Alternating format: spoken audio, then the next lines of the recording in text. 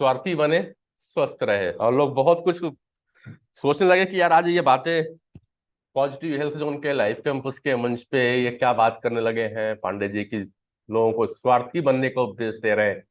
और पूरी किताबें, पूरी साहित्य लोगों को कहती है कि आप सब परमार्थी बने, स्वार्थी नहीं बनना चाहिए, लोगों को परमार्थ करना चाहिए।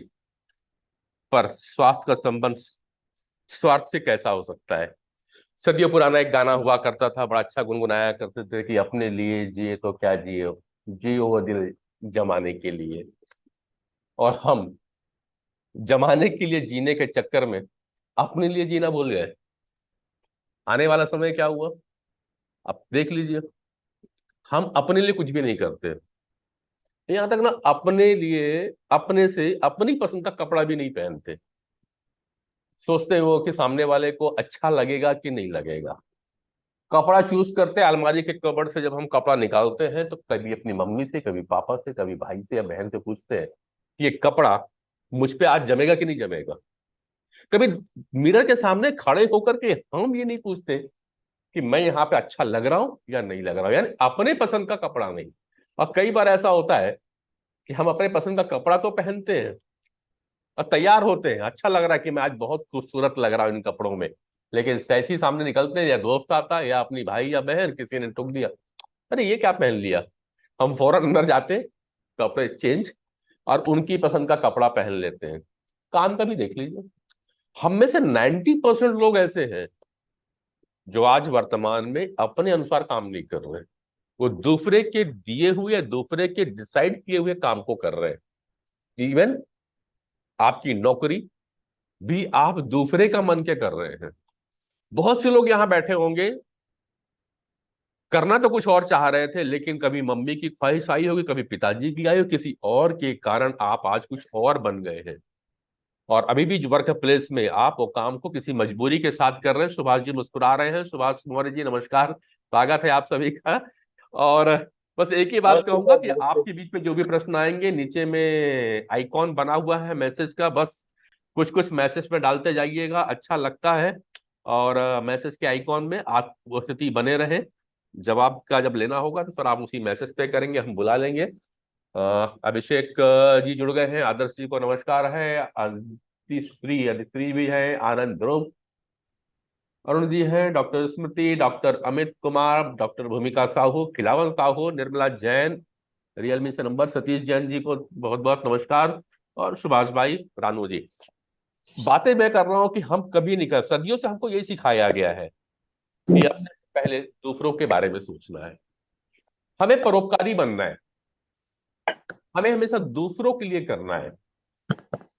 ये कहां तक सही है कि हम केवल दूसरे के लिए करते जाएं? अगर परोपकार करने से ही हमें लाभ मिलता रहता या हम स्वस्थ रहते, तो आज इतनी सारी बीमारियां फिर क्यों हैं? जबकि परोपकार अभी हमारे यहाँ खत्म नहीं हुआ है, परोपकार तो चल रहा है। हम आज भी जो भी काम करते हैं अपने परिवार के लिए करते हैं, तो वो भी तो परोपकारी है। तुलसीदास ने एक बात कही थी कि परहित सरिस धर्म नहीं भाई। सही है कि दूसरों का हित करने से बेहतर कोई दूसरा धर्म नहीं है। सच्चा धर्म वही है कि हम दूसरे की करें। पर क्या उन्होंने ये कहा है कि अपने लिए कुछ मत करना, अपना हित मत करना? और क्या आपको नहीं लगता कि वर्तमान समय में आप दूसरों का हित करने के चक्कर में अपना हित बिगाड़ते चले जा रहे हैं, अपना हित नहीं कर रहे हैं? ऐसा नहीं लगता? हम दूसरों के बारे में सोचते सोचते अपना हित करना भूल जाते हैं। जिंदगी भर सोचते रहते हैं कि चार लोग क्या कहेंगे। हर बात के पीछे मम्मी ने टोका, नहीं ऐसा मत करना वरना वो चार लोग क्या बोलेंगे। और जिंदगी गुजर गई वही चार लोग के बारे में ये सोचते सोचते कि वो चार लोग क्या बोलेंगे। और जब जिंदगी खत्म हो गई, वो चार लोग दरवाजे पे आए, कंधा दिया, और चार भी नहीं केवल तीन शब्द बोला, राम नाम सत्य। इसके अलावा चौथा शब्द नहीं निकला। तो मत सोचिए कि चार लोग क्या बोलेंगे, वो करिए जो आपके अंदर से आवाज आती है। हमको तुलसीदास जी का, गोस्वामी तुलसीदास जी की वो दोहा तो याद रहता है कि परहित सरित धर्म नहीं भाई।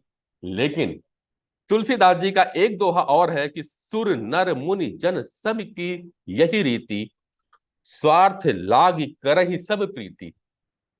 ये भी तो तुलसीदास जी ने कहा है। तो ये क्यों नहीं बताया जाता है कि विश्व में, सृष्टि में, परिवार में जो कुछ भी हो रहा है, इवन यदि हमसे कोई प्रेम भी कर रहा है तो उसके पीछे कुछ ना कुछ स्वार्थ है। पर स्वार्थ का शायद लोगों ने अर्थ कहीं ना कहीं गलत निकाल लिया है।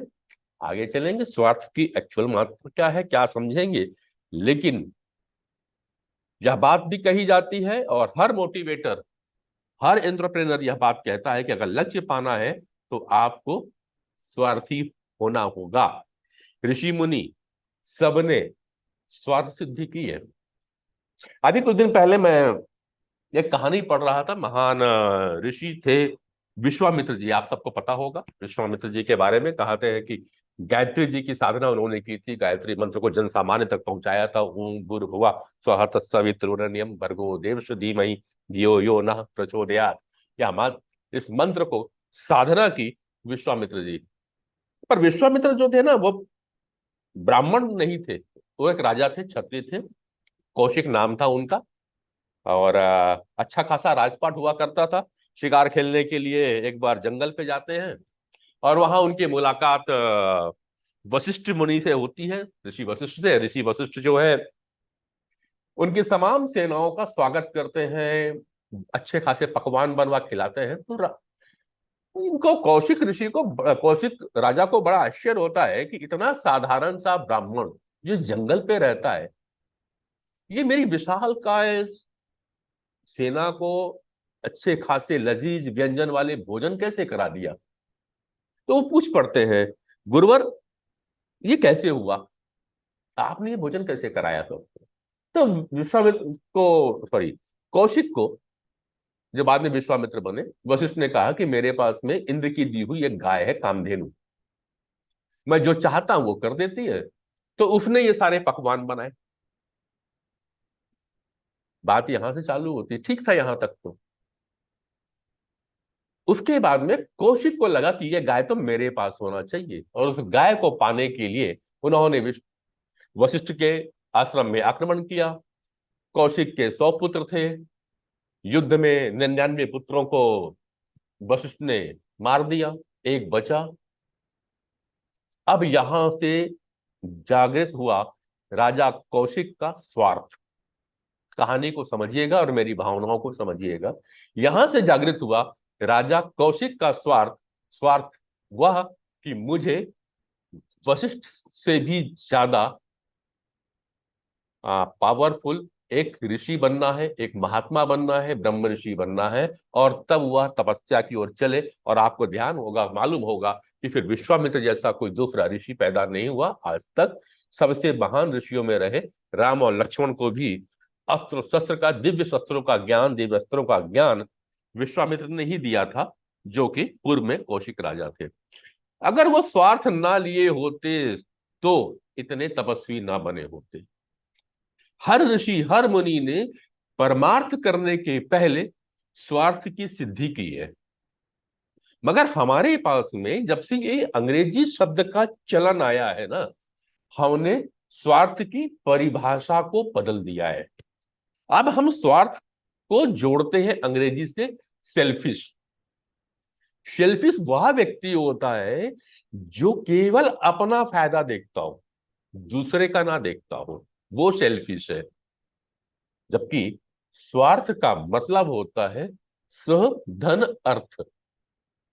सह यानी साथ, अर्थ मतलब महत्व, अर्थ यानी जानना। वह है स्वार्थ। अपने आप को जानना, अपने आप को पहचानना, वह स्वार्थ है। सेल्फिशनेस अलग है। सेल्फिश तो मैं अगर होता तो कबीर दास को यह ना कहना पड़ता मैं स्वार्थ की ओर चल रहा हूं। कहना ना पड़ता कि साईं इतना दीजिए, जामा कुटुंब समाए, और मैं भूखा ना रहूं, साधु ना भूखा जाए।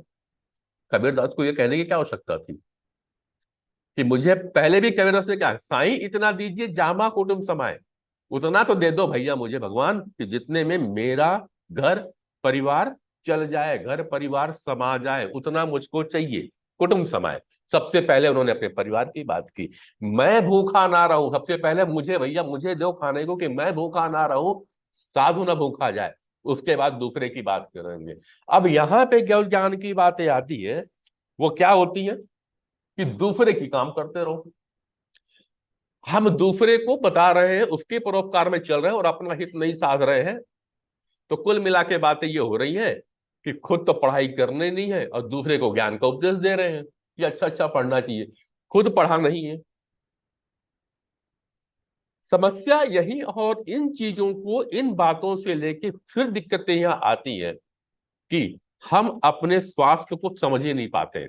जब हमारे मन का काम नहीं होता, क्योंकि जब आप अपने अनुसार चलते नहीं हो तो आपके मन का काम नहीं होगा, आपकी इच्छाओं के अनुसार काम नहीं होगा, क्योंकि आप दूसरे की इच्छाओं के साथ चल रहे हैं, आप दूसरे के मन से चल रहे हैं, आपका रिमोट दूसरे के पास है। इस कंडीशन में आप धीरे धीरे आपके मनोभाव में परिवर्तन होने लगेगा और आपको बीमारियां घेरेंगी, क्योंकि मन से परेशानियां चालू होंगी। और जब ये आती परेशानियां चालू होंगी तो आप धीरे धीरे बीमार पड़ते हैं। और वर्तमान समय में आप यही देख लीजिए, कोई भी व्यक्ति अपने अनुसार काम नहीं कर रहा है, अपने लिए काम नहीं कर रहा है, तो परेशान चलेगी। और फिर बाद में वो कहता है कि मेरे अनुसार चलते नहीं है लोग, मेरे अनुसार वो काम नहीं हो रहा है, मेरे अनुसार मेरा वो सुनता नहीं है, मेरा बेटा सुनता नहीं, मेरी बेटी मेरे अनुसार काम नहीं कर रही, मेरा पति से प्रॉब्लम, पत्नी से प्रॉब्लम, हर कोई चाहता है कि मेरे अनुसार लोग चले। क्या ये संभव है कि हर कोई आपके अनुसार चले? जरा गौर करके तो देखिए, क्या जो आप श्वास ले रहे हो ये आपके अनुसार चलती है, या आपका हार्ट आपके अनुसार धड़कता है, आपकी किडनी आपके कहने से फिल्टर करती है, आपका लीवर आपके कहने से स्टोरेज कर रहा है? कुछ भी चीज आपके अंदर की आपकी अनुसार नहीं चलती, वो अपने आप काम कर रही है। क्या धूप आपके कहने पे निकलती है, या बारिश आपके कहने पे रुक जाती है? ठंड लगती है तो आप ठंड कहते हैं कि अभी थोड़ी देर रुक जा, अभी मैंने स्वेटर नहीं पहना है, तो क्या ठंड रुक जाती है? नहीं ना। कोई भी चीज ना तो आपके कहने से चलती है, ना आपकी इच्छा से चल रही है। तो फिर आप दूसरों से ये उम्मीद क्यों कर रहे हैं कि वे आपके अनुसार चले? हम लोगों के साथ में कितना सामंजस्य बनाते हैं, यह महत्वपूर्ण है। और हम अक्सर इसी चीज में पीछे रह जाते हैं। हम लोगों के साथ में कनेक्ट होने की कोशिश नहीं करते। हमारी हमेशा लोगों से उम्मीद बनी रहती है। तो लोगों से उम्मीद बनी रहना स्वार्थ है, लेकिन लोगों के लिए काम कर देना वो परमार्थ है। इसलिए मैं बार बार कहा, स्वार्थ से हमें स्वार्थ को जोड़ना होगा। आज की कंडीशन ये है कि हम अपने बारे में जानते ही नहीं और जानना ही नहीं चाहते। अगर आज की डेट में किसी व्यक्ति को यह कह दिया जाए कि अपने बारे में एक पेज लिख के लाओ, तो 15-20 लाइन के बाद में उसको अपने लिए लिखना दिक्कत हो जाता है। लेकिन अगर उसको अपने पड़ोसी के बारे में लिखना कह दिया जाए तो शायद 100-200 पेज की कॉपी भी भर सकता है। ये आज वर्तमान की कंडीशन है, और इसीलिए बीमारी हो रही है। आज किसी को ये कहते हैं कि आप अपने थोड़े से अच्छाइयों के बारे में लिख के लाइए, या आप अपने थोड़े से निगेटिविटी लिख के ला दीजिए कि आपके अंदर में क्या क्या बुराइयां हैं, वह दोनों लिखने में असमर्थ होता है। कई बार तो होता है कि चलो ठीक है, उसने अपने बारे में कुछ कुछ अच्छाइयां तो बना दिया, बुराइयां और समझ में नहीं आती। हम कुल मिलाकर के अपना एनालिसिस नहीं कर पाते। और इसी को देखते हुए अब हम positive health zone life campus पर प्रोग्राम लेकर के आ रहे हैं, री राइट योर लाइफ स्टोरी। अपनी कहानी को खुद लिखना होगा। अभी बहुत समय हो गया कि आपने पिछले काफी समय से अपने बारे में कभी जानने का प्रयास नहीं किया। कुछ लोगों को समझ में आएगा मेरी बातें सुनते सुनते कि यार वाकई हम के हमारे अंदर में ये चीजें हम चाहते थे करना और अभी नहीं कर पाए हैं। इसलिए प्रोग्राम लेकर के आ रहे हैं, रीराइट योर लाइफ स्टोरी। लेकिन उसके पहले ये भी जानना होगा कि हूं कौन मैं कौन हूं। क्या मैं नरेंद्र पांडे हूं? नहीं, हो ही नहीं सकता। ये तो मेरा नाम दिया हुआ नाम है, कोई कोई नरेंद्र के नाम से बुलाता है, कोई डॉक्टर नरेंद्र पांडे के नाम से बुलाता है, कोई केवल पांडे बुला देता है, अरे कोई पप्पू कह देता है, और कोई किसी और भी नाम से संबोधन कर लेता है। फिर मेरा परिचय क्या हुआ? ये तो एक संबोधन मात्र रहा। आ, दूसरी अगर बात करें, जो मेरा बंद है, दूसरी अगर बात कर लें कि मैं अगर बात करता हूं ये मेरा हाथ है, मेरा पांव है, तो ये मेरे, तो मेरा है क्या, मैं हूं कौन? यह प्रश्न बार बार उठ के सामने आता है। और हम पहचान, अपने ही पहचान, नेटवर्क का प्रॉब्लम है, हम अपने ही पहचान में खोए हैं, शरीर के अंदर में रहते समझ में नहीं आता कि मैं हूं कौन। और यही हमारे अस्वस्थ होने का प्रमुख कारण होता है। वैदिक विज्ञान और वैदिक साइंस, और खास करके हम पॉजिटिव हेल्थ जोन पे अक्सर ये बातें करते रहते हैं कि मैं एक शरीर हूं, और मेरे शरीर में 5 कोश है, 5 स्तर है। इस अगर इस स्तर को हम समझ गए और इस पे हमने काम करना चालू कर दिया, तो हम स्वस्थ रहेंगे। पहला भौतिक शरीर होता है, फिजिकल बॉडी है, जो सबको दिखाई देती है। और चूंकि दिखती है, इसलिए इसकी साजो सज्जा में, इसके डेकोरेशन में, इसकी पर्सनालिटी के ऊपर में हम काम जिंदगी भर करते रहते हैं। और इससे हमें बेहतरीन मोह हो जाता है, प्यार हो जाता है।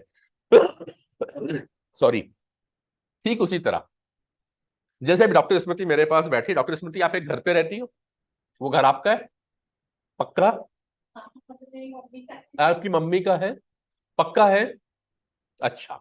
कल को यदि वहां से सरकार को एक बड़ा प्रोजेक्ट लाना है, तो क्या वो घर आपका रहेगा? तो कैसे बोला आपका घर है?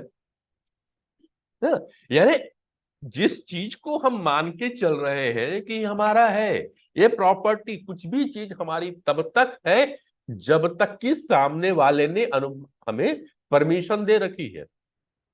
वरना कई नया रायपुर के बहुत सारे जब बन रहा था, तो बहुत सारे घरों को खाली करवा दिया गया, ना दिया गया। सुभाष मौर्य जी भिलाई में रहते हैं, मालूम होगा। हम लोग के जन्म के पहले जब भिलाई स्टील प्लांट का गठन हो रहा था, तो बहुत सारे भिलाई के आसपास के गांवों को खाली करा दिया गया था, तब बनाया गया था। आप हम लोग का जो सेंटर पद्मनाभपुर में खुला है साहब, हुडको को पूरा खाली करा करके नई कॉलोनी बनाई गई। तो कब तक है? जब तक सरकार चाह रही थी तब तक हम वहां पे रहे थे। बहुत से लोगों को विस्थापित किया जाता है, पक्के मकान होते हैं, रजिस्ट्री होती है, फिर भी विस्थापित, यानी आपका जो कुछ भी है वो परमानेंट नहीं था। और जो परमानेंट है उसको हम भूल जाते हैं। अब इसी ये जो शरीर है वो हमारा परमानेंट नहीं है, सबको पता है, आया है तो चला जाएगा, पर इसके लिए लगे हुए हैं, यही नहीं पहचान पा रहे हम लोग। इसी के आगे चलते हैं, पहला भौतिक शरीर रहा, जिसको खाने की, जिसके डेवलपमेंट के लिए हमको अन्न की जरूरत पड़ती है। लेकिन इसके ऊपर चलते जो दिखाई नहीं पड़ता, वो भी शरीर हमारा है। वो है हमारा एनर्जी बॉडी, वाइटल बॉडी, जो शरीर को चलाने के लिए बहुत आवश्यक है। वैदिक विज्ञान में, वेदों में इसे प्राणिक ऊर्जा कहा गया है। शायद शरीर की को चलने से लेकर के आपके अंदर की हर छोटी छोटी कार्यों के लिए इसी एनर्जी की आवश्यकता पड़ती है। और इस एनर्जी पे हम ध्यान नहीं देते, हमको पता नहीं है। तीसरा चरण कहते हैं, वो है मनोमय कोश, माइंड की बॉडी है, जो हमें सोचने विचारने की शक्ति दे रही है। माइंड को यूं कह सकते हैं कि वो हमारा विचार ही मन है, और मन को विचार कह सकते हैं। लेकिन मन को भी व्यवस्थित कर कौन रहा है? तो शायद यही एनर्जी बॉडी है, जो मन को और तन को, दोनों को सामंजस्य बिठाने में काम करती है, जिसको हम पहचान नहीं पाते हैं। 3 चीजें हो गई साहब, फिजिकल बॉडी हो गई, माइंड की बॉडी हो गई, एनर्जी बॉडी हो गई है। अभी आप और चलिए, आपने अभी 3 को समझने की प्रयास किया, मैं स्वार्थ की बात कर रहा हूं। अपने अर्थ को समझने का प्रयास करिए कि आपका महत्व कितना है। अभी एक को देखते हो तो महत्व समझ में नहीं आता है, 3 को देखिए कितने पावरफुल हैं आप। तीसरी ओर चलते हैं तो विज्ञान में कोश होता है। आपसे बुद्धिमान इस संसार में कोई नहीं है, बस अंतर इतना है कि आप बुद्धि का प्रयोग करते नहीं है। क्यों? क्योंकि सामने वाले का शरीर और कद काठी देख करके आप अनुमान लगा लेते हो कि मुझसे ज्यादा पावरफुल होगा। आप उसको देख के अंदाजा लगाते हो, उसकी डिग्री को देख करके, जो फिजिकल डिग्री है उसको देख करके आप अंदाजा लगा लेते हो कि ये मुझसे ज्यादा पढ़ा लिखा होगा। क्यों? वो पोस्ट ग्रेजुएट करके आया है और मैं तो केवल ग्रेजुएट हूँ। उसका सर्टिफिकेट है, तुलना की है। सुभाष मौर्य जी वहां बैठे हुए हैं, मेरे सीनियर है, इंजीनियरिंग किया हुआ है। अब मैं ये मान लूं कि मुझसे ज्यादा बुद्धिमान है, तब तो मेरा काम हो गया। सही है सुभाष सर? क्यों? उम्र में बड़े हैं, इंजीनियर है, right right right engineer right. Engineer है, पर उनका एक स्पेसिफिक ब्रांच है इंजीनियरिंग का, वो वहां पे महारत है। मगर हिंदी जितनी अच्छी मैं बोलता हूं उतना अच्छा सुभाष मौर्य नहीं बोल सकते। ये मेरी महारत है। Right sir right. तो हर व्यक्ति की अपनी अपनी जगह पे कुछ स्पेसिफिक है। यही स्वार्थ है जिसको समझने की आवश्यकता है। डॉक्टर स्मृति जहां सामने बैठी हुई है, उम्र में हमसे आधी है, उम्र में हमसे आधी है, लेकिन एक विषय उनका है जिसमें वो मुझसे महत्वपूर्ण है। उनकी इंटेलेक्ट, उनकी बुद्धि वहां ज्यादा है। क्यों? क्योंकि वो होम्योपैथी में गोल्ड मेडलिस्ट है। ये उनकी बुद्धि है, उनकी पावर है, उनकी क्षमता है, उनको वो समझना होगा। बस मैं इतनी कह रहा हूं, स्वार्थी बनने का तात्पर्य है अपने आप को पहचानना, अपने महत्व को जानना। यह स्वार्थ होता है। ये बुद्धि की बात हुई। इसके बाद अगर आप चलते हैं तो आपका आनंदमय कोश आता है। आनंदमय कोश तक पहुंचने का मतलब यह है कि सबको एक समान भाव से देखना, वो आनंद का क्षण होता है। और हम इस क्षण को आज तक नहीं जी पाते। हम जब भी देखने की कोशिश करते हैं, हम दूसरे के साथ में कंपैरिजन करने की कोशिश करते हैं, समतुल्यता की बात नहीं करते हैं। वो टीवी का एड आता था ना, मेरी साड़ी तेरी साड़ी सफेद कैसा। तो हमारी जो जिंदगी है ना, पूरी लोगों की साड़ी है, उसकी साड़ी और मेरी साड़ी, मेरा बंगला उसके बंगले के बीच में अटकी हुई है। और बस हम आनंद के एक क्षण को भी जी नहीं पाते। और बीमारियों का मुख्य कारण केवल इतना ही है। हमारी सारी बीमारियां मन से चल रही हैं, हमारी सारी बीमारियां एनर्जी के इम्बैलेंस से चल रही है। और यही हमारे मुख्य परेशानियों का घर हो रहा है। इसलिए मैं कह रहा हूं कि पुरानी उन बातों को आधा अधूरा जो हमारे पास प्रस्तुत किया गया है, थोड़ा उससे बाहर आइए। हमें परोपकार करना है, हमें परमार्थ करना है। परमार्थ आप तभी कर सकते हो जब आप में स्वार्थ सिद्धि होगी। अगर आप स्वस्थ नहीं है, तो आप दूसरे को कभी भी स्वस्थ नहीं कर सकते। एक डॉक्टर अगर खुद बीमार है, खुद बिस्तर में पड़ा हुआ है, मेरे को बताया कौन जाएगा उसके पास इलाज कराने अपना? मेरे ख्याल से कोई नहीं। थोड़ा पानी पी लो। उसके पास कोई नहीं जाएगा। इसलिए स्वस्थ रहना है तो अपने ऊपर पहले काम करना होगा। अब आप देख लीजिए कि हमारे यहाँ पे कितने लोग हैं जो अपने ऊपर में काम करना चाहते हैं। हम हर कुछ बेहतर करना चाहते हैं। हम चाहते ये हैं कि मेरे पास में एक सबसे बेस्ट क्लास का मोबाइल मेरे पास होना चाहिए। आज की डेट में हर किसी के ख्वाहिश है कि उसके पास में एप्पल जैसा मोबाइल हो, एप्पल का लैपटॉप या टैबलेट होना चाहिए, अच्छा बड़ा सा बंगला होना चाहिए उसके पास में, पेंट सबसे बढ़िया लगना चाहिए, बेटे को या बेटी को उस स्कूल में भेजो जो कि उस शहर की सबसे बेहतर स्कूल हो। कभी बीमार पड़े तो हम उस जगह पे जाएं जो उस शहर का सबसे बड़ा अस्पताल हो, जिसमें शहर का सबसे अच्छा डॉक्टर हो। लेकिन क्या कभी अपने अंदर में इन चीजों को समझने की कोशिश की कि मैं कैसे बेहतर रहूं? मैं अपने आप को कैसे बेहतर रखूं, जिस संरचना को बड़े मेहनत के साथ में इस ईश्वर ने गढ़ा है और आपकी माता ने जन्म दिया है। हर बालक जन्म के समय एक जैसा होता है। ईश्वर ने सबको एक जैसा बनाया। मगर धीरे धीरे कालांतर में पहुंचते पहुंचते हम अपने स्वास्थ्य से खिलवाड़ करने लगते हैं और बीमारियों की ओर घर कर लेते हैं। मेरा आज का टॉपिक था, मैं इसी बात को कहना चाहता था कि आप सब अपने आप को पहचानने की कोशिश करें, अपने आप को जाने, अपने आप को पहचाने, अपनी प्रकृति को जाने, अपनी प्रकृति को पहचाने। तभी आप हेल्दी रह सकते हैं। जब तक स्वलोक नहीं सुधरेगा, तब तक परलोक नहीं सुधर सकता। साहब, जब तक अपने घर के घर अंदर गंदगी पड़ी हो, तो आप बाहर में गंदगी साफ कैसे कर सकते हैं? कोई नगर निगम के आप कर्मचारी तो है नहीं कि गाड़ी वाला आया कचरा निकालो गाना बजता है। हम सब ने कचरे निकाल के दे दिए। साहब हम लोग मनुष्य हैं, अपने घर को रखना है, अपने घर को सुधारना है। यानी ईश्वर ने इस आत्मा को जो शरीर दिया है, सबसे पहले उस आत्मा के इस घर को सुधारने की कोशिश तो करें। इसीलिए पॉजिटिव हेल्थ जोन पे लगातार चर्चाएं चलती रहती है, हम लोग विषय लेकर के आते रहते हैं और दो प्रकार की बातें करते हैं। अ, सतीश जैन जी भी हैं और अभिषेक जी हैं। स्मृति सबसे बात बताना चाह रहा हूँ कि हम यहाँ पे जो लगातार है, हमने इसीलिए एक यूनिक सेंटर बना रखा है, इंटीग्रेट कर रखा है हर चीजों को, हर पैथी को यहाँ पे, जहाँ पे बात स्पिरिचुअलिटी की भी होती है, जहाँ पे बात मॉडर्न मेडिकल सिस्टम की होती है, जहाँ बातें आयुर्वेद की होती है, जहाँ बातें वैदिक विज्ञान की होती है। हम नेचुरोपैथी को लेके चलते हैं, हम एक्यूपंचर को लेकर चलते हैं कि आप अपने आप को जहां सूट कर रहे हो, जैसी आपकी प्रकृति है, आपको वैसा ट्रीटमेंट होना चाहिए। कुल मिलाकर के आपको अपने अंदर के शरीर पे काम करना है। अभी हाल में ही सुभाष जी हमारे रायपुर में एक बड़ा अस्पताल का इनॉग्रेशन था कि आज का जमाना ना चेहरे की सुंदरता बनाने की हो चुकी है, अब प्लास्टिक सर्जरी की बात होती है Yes, sir. तो अरे वो गदर पिक्चर की हीरोइन है ना, उसको बुलाए थे, तो नाम भी मैं तो अक्सर नाम भूल जाता हूँ। हाँ, तो हाँ, उनको बुलाए थे कि चेहरा उसके जैसा सुंदर बनाएंगे, और लोग बुकिंग करा के चले गए साहब। लोगों ने 50-50 हजार रुपए की बुकिंग करा ली, मैं नाम नहीं लूंगा, पेपर पे देखेंगे तो मिल जाएगा। आ, लोगों ने केवल किस चीज के लिए?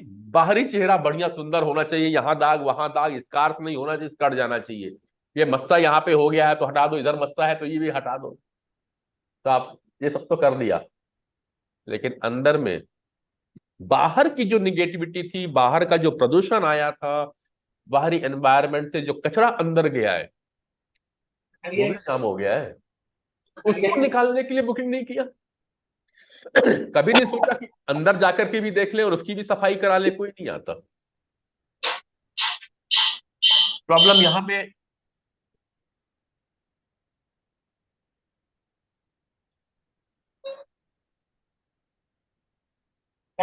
बस एक मैसेज भी आ गया है।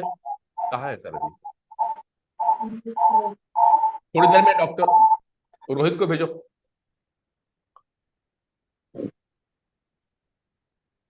हम लोग लगातार बातें चली, इस बात को सुनते हैं डॉक्टर अनिल गुप्ता जी भी जल्दी ही हमारे बीच में आ जाएंगे, जुड़ेंगे इसमें से। डॉक्टर अनिल आ चुके हैं। और आप लोग को बता दूं, जितनी बातें मैं यहाँ पे कर रहा हूँ लगातार पिछले समय से काफी बातें हो रही हैं। तो हम जल्द ही लाइफ कैंपस के मंच पे री राइट योर लाइफ स्टोरी का कोर्स लेकर के आ रहे हैं। दो कोर्स होंगे, एक होगा री राइट योर लाइफ स्टोरी का, और एक होगा एनलाइटन योर इनर लाइट। हम सब चीजों के लिए जरूरी है ना, अपने बारे में जब जानेंगे तब हमारे अंदर में एक प्रकाश यानी एक ज्ञान उत्पन्न होगा। उसी लिए लेकर क्या है, एनलाइटन योर इनर लाइट। अपने अंदर को पहचान लीजिए। मैंने 5 कोश की बात करी है। जब हम इन 5 कोशों को एक एक चरणों में जानेंगे, तब हमसे अपना परिचय होगा, तब हम स्वार्थ सिद्ध कहलाएंगे, तब स्वार्थ सिद्धि होगी। और जब स्वार्थ सिद्धि हो जाएगी ना, तब कोई आपको स्वार्थी नहीं कहेगा। अब बिना स्वार्थ सिद्धि करे, बिना अपने आप को जाने, यदि आप कोई काम अपने लिए करेंगे तो स्वार्थी कहलाएंगे, जिसको वर्तमान में आज कह रहे हैं। जैसे एक ऋषि मुनि हमारे यहां आते हैं और अपने अनुसार काम करते हैं, दुनिया से उन्हें कोई मतलब नहीं है, तो उन्हें महात्मा, उन्हें मुनि, उन्हें ऋषि, उन्हें ज्ञानी कहा जाता है। लेकिन वही एक सामान्य व्यक्ति अगर उस तरह का आचरण करना चालू कर दे, उसे स्वार्थी कहा जा सकता है। क्यों? क्योंकि उसने वो सिद्धियां प्राप्त नहीं की, स्वार्थ सिद्धि किया नहीं है। तो स्वार्थी बनने से फायदे क्या होना है और स्वार्थी करने का मतलब क्या हुआ? तो स्वार्थी बनने के लिए जो कोर्स यहाँ पे किया जा रहा है, मैं इस कोर्स से जोड़ने की कोशिश कर रहा हूँ आपको। क्यों महत्वपूर्ण हो रहा है कोर्स, कि कुछ लोगों ने मुझसे पूछा कि क्या फायदा होगा ये जो कोर्सेस आप लेकर के आ रहे हो इसको करने से। सॉरी। तो मैं इतना जानता हूं कि इस कोर्स को करने से जो आपके अंदर आता है, सबसे पहली बात जो आती है वो आती है आप सेल्फ केयर करना सीख जाते हो। स्वार्थी का मतलब ही हुआ सेल्फ केयर। आप अपनी खुद की केयर करना सीख जाओगे, और जब आप अपना खुद का केयर करना सीखते हो तब कोई आपको स्वार्थी नहीं कहेगा, वो आपको समझदार कहता है। ये है स्वार्थ। स्वार्थ की सबसे पहली डेफिनेशन जो मैं आपके साथ में शेयर करना चाह रहा था, ये है सेल्फ केयर करने की। और इसीलिए हम बीच बीच में बातें करते हैं, प्रोग्राम लेकर के आते हैं, डेट विथ योर सेल्फ। यहां पे आपको अपने आप से परिचय होने का एक कोर्स सिखाया जाता है कि आप कैसे अपने आप से जुड़ सकते हैं। मैं यहां पे बिल्कुल नहीं कहूंगा आपको कि आपको अपने आप से जुड़ने के लिए, अपने आप को जानने के लिए ऋषि मुनियों की तरह तपस्या करनी होगी, ऋषि मुनियों का जंगल जाना पड़ेगा। नहीं, मेरा यह कतई मतलब नहीं है। हम सब लोग गृहस्थ आश्रम के लोग हैं, हमें गृहस्थ में रहना है। हमें रोज उन लोगों के बीच में जाना होगा जो निंदा करते हैं, हमें उन लोगों के पास भी जाना होगा जो अनावश्यक हमारी बड़ाई करते हैं। और निंदा और अनावश्यक बड़ाई दोनों को लेते हुए भी हमें सम रहना है। ना किसी की बुराई करने से हमें बुरा होना है, ना किसी की अच्छाई हो जाने से हमें अपने आप को बहुत परोपकारी समझ लेना है। दोनों चीज होंगे। और जब ये बातें आ जाती हैं तो ये भाव जो होता है, यह भाव हो जाता है सेल्फ कंपैशन का, यानी करुणा का। तो स्वार्थी बनने का दूसरा क्रम जो होता है ना, वो है करुणामय हो जाने का, सेल्फ कंपेशन का। जो हम आपको आने वाले 15 तारीख से जो हमारा कोर्स चालू हो रहा है लाइफ कैंपस पे, इनलाइटन योर इनर लाइफ, इसमें रहेगा। और जब आप सेल्फ केयर करते हो, सेल्फ कंपेशन करने लगते हो ना, तो आपको अपनी महत्व मालूम चलता है, आपको अपना सेल्फ वैल्यू गिनना आना जाता है। आप अपने आप को महत्वपूर्ण समझने लगते हैं कि आप कितने महत्वपूर्ण हैं। चौथी बात आती है, जो अगर आपको अपनी वैल्यू पता चल गई तो उस दिन आप अपने आप को मैनेज करना सीख जाते हो।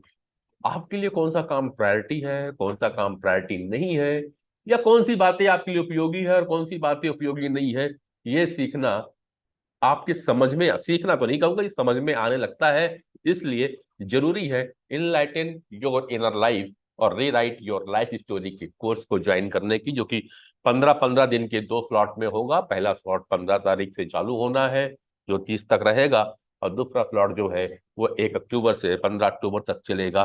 तो सेल्फ मैनेजमेंट सीखने के लिए हमको इस कोर्स को करना चाहिए, लाइफ कैंपस और पॉजिटिव हेल्थ से जुड़ना चाहिए।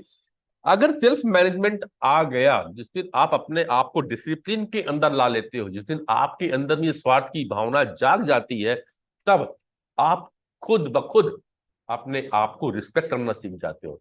आज सबसे बड़ी कमजोरी हमारी यही है कि हम दुनिया भर के लोग का रिस्पेक्ट करते हैं और अपना रिस्पेक्ट कभी नहीं करते। हम अपने आप को कभी शाबाशी नहीं देते यार, हम दूसरे की बड़ाई करने में लगे हुए हैं। मोदी जी बहुत अच्छा बोलते हैं, मोदी जी ने बहुत अच्छा काम किया, भूपेश अग्रवाल बहुत अच्छा काम कर रहा है, पुरानी सरकार बेकार थी। कभी अपना एनालिसिस नहीं, कभी आपने अच्छा काम किया दिन भर में, कभी आपने अपने बारे में एक शब्द लिखा कि आपने कुछ अच्छा काम किया है? नहीं करते। कभी अच्छे काम के लिए आपने अपनी बड़ाई करी? नहीं करते। अपनों की बड़ाई ना बीवी पति करती है, ना पति अपनी पत्नी की बड़ाई करता है। तो परेशानियां क्यों नहीं होंगी? ये कोर्स सिखाता है आपको कि आपको अपना रिस्पेक्ट कैसे करना चाहिए। दूसरे की, अगर आप अपना रिस्पेक्ट करना सीख जाएंगे तो खुद ब खुद सामने वाला व्यक्ति आपकी रिस्पेक्ट करेगा। याद करके देखिएगा साहब, किसी बड़े अधिकारी की लाल बत्ती गाड़ी या नीली बत्ती गाड़ी में आता है ना, वो आपको रिस्पेक्ट करने नहीं कहता। क्यों? उसने अपना रिस्पेक्ट वहां पे रखा हुआ है, इसलिए आप उसको रिस्पेक्ट करते हो। किसी ने फोर्स नहीं किया, आप उनको नमस्ते। आप देख, कलेक्टर कलेक्टर आ जाए आपके अभी घर के सामने में, आपका सर अपने आप नीचे झुक जाता है। किसी ने नहीं बोला। क्यों? उसने कैडर बनाया हुआ। दूसरी चीज, उनकी बिहेवियर को देखिए, उनकी बातों का, उनके कपड़े का, उनके ड्रेसिंग का, उनके चलने का सब तरीका देखिए। अगर कलेक्टर नहीं भी होगा, अगर लाल बत्ती नीली बत्ती गाड़ी में नहीं भी आया होगा, अगर भीड़ में खड़ा है, तो वह अपना रिस्पेक्ट, अपना ऑरा उस लेवल का बना के रखता है कि लोग उसे अपने आप रिस्पेक्ट करने थे, तो सबसे पहले वह व्यक्ति अपने आप को रिस्पेक्ट करता है कि कलेक्टर बनने का डिसीजन उसका था, किसी और ने नहीं कहा था। और हम सब आज वो काम करने में लगे हैं जो किसी और ने कहा था। कलेक्टर या बड़े अधिकारी या नेता ये कभी नहीं सोचते हैं कि सामने वाला क्या बोलेगा, और हम अपनी जिंदगी, जैसे शुरू में कहा, वो चार लोग क्या बोलेंगे दोस्तों, वो चार लोग केवल तीन ही शब्द बोलेंगे जो मैंने पहले बता चुका है। और अगला जो लास्ट में करते हैं, अगर ये सारी चीज आ जाती है तो आपको अपना इंपॉर्टेंस समझ में आता है। सेल्फ इंपॉर्टेंस, छह बातें मैंने कह दी। Self compassion, self care, self value, self management, self respect और सेल्फ इंपॉर्टेंस। अगर जिसके पास में ये छह चीजें हैं तो सातवां तो अपने आप है, जैसे परमानंद कहा है आपने, वो आदमी सुखी रहेगा। अगर इन चीजों को आप खुद समझ के देख लीजिए, अगर आपके जीवन में करुणा है, आप अपनी केयर खुद करते हो, आप अपने लिए खुद रिस्पॉन्सिबल हो, आप अपने काम के लिए खुद अकाउंटेबल हो, आप अपनी वैल्यू बना के चलते हो, आप अपने आप को मैनेज करके चलते हो, यदि आप अपना रिस्पेक्ट खुद बना के रखे हो, हाई रिस्पेक्ट के पीपल हो, और आप अपना इंपॉर्टेंस हर जगह बना के रखते हो, तो आपको दुखी कोई कर ही नहीं सकता है। और ऐसे व्यक्तियों के सामने कभी भी बीमारी नहीं आ सकती है।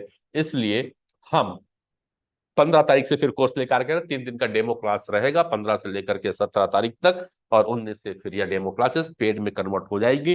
तो जितने भी लोग हमें जुड़े हुए हैं, मैं उनसे निवेदन करूंगा कि अगर उनको लगता है कि हमें ये कोर्स करना चाहिए तो जरूर जुड़ेंगे। हेलो। जय सुभाष मौर्य जी, आप कुछ बोलना चाह रहे हैं सर? शेयर करेंगे प्लीज। Thank you. हाँ सर, हाँ, थैंक यू सर, बहुत अच्छा आपने वक्तव्य दिया, बहुत अच्छा सेशन आपने स्टार्ट किया है, लोगों की जानकारी है। आप सेल्फ के बारे में बताया सर, स्वयं की शुरुआत हमें स्वयं से करना चाहिए। अगर जिंदगी में कुछ पाना है तो पहली शुरुआत एक कदम से होता है, वो एक कदम हम अपने स्वयं से होता है ना सर? जी। चाहे वो बिजनेस हो, अपना हेल्थ हो, या अपना फैमिली हो, या पैसा हो, कुछ भी हो, स्वयं हमें अपना शुरुआत करना पड़ेगा। हम एक बहुत अच्छा मोटिवेटर की तरह जीवन जीते हैं, लोगों को मोटिवेट करते रहते हैं, अरे ऐसा करो वैसा करो, बहुत कुछ, बहुत अच्छा मोटिवेटर है, लेकिन हमें सेल्फ मोटिवेट होना है। सेल्फ मोटिवेट हमें सीखना होगा कैसे हेल्दी रहना है, कैसे वेल्दी रहना है, कैसे एनर्जेटिक रहना है, कैसे फिट रहना है, कैसे एक्टिव रहना है और कैसे पॉजिटिव रहना है, ये सीखना होगा। केवल ये सीखने की कला आपको आपको लर्नर बनना पड़ेगा। और पॉजिटिव हेल्थ जो आपको लाइफ टाइम आपको कैसा हेल्दी रहना है, कैसा वेल्दी रहना है, कैसा एनर्जेटिक रहना है, कैसा फिट रहना है, ये सिखा रहा है। तो आपने बहुत अच्छा बात बताया पांडे सर की, ये स्वयं का मतलब है स्वयं को जानना, स्वयं को पहचानना, स्वयं का महत्व को जानना।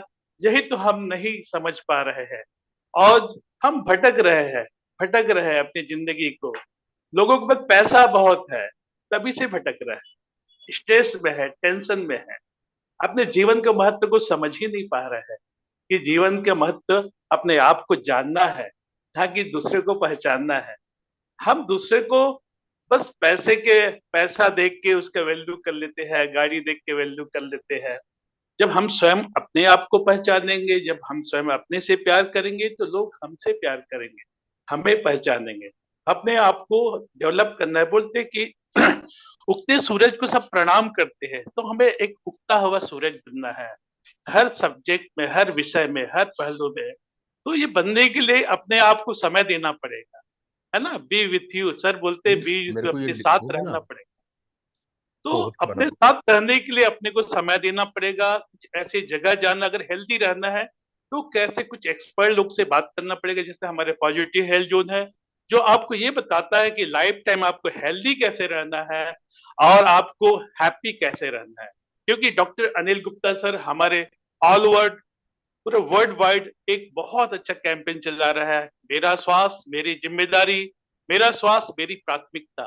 तो हमें स्वास्थ्य की जिम्मेदारी अपने हॉस्पिटल और डॉक्टर को नहीं देना है, हमें हमारे स्वास्थ्य की जिम्मेदारी हमें स्वयं लेना है, अपने से शुरुआत करना है।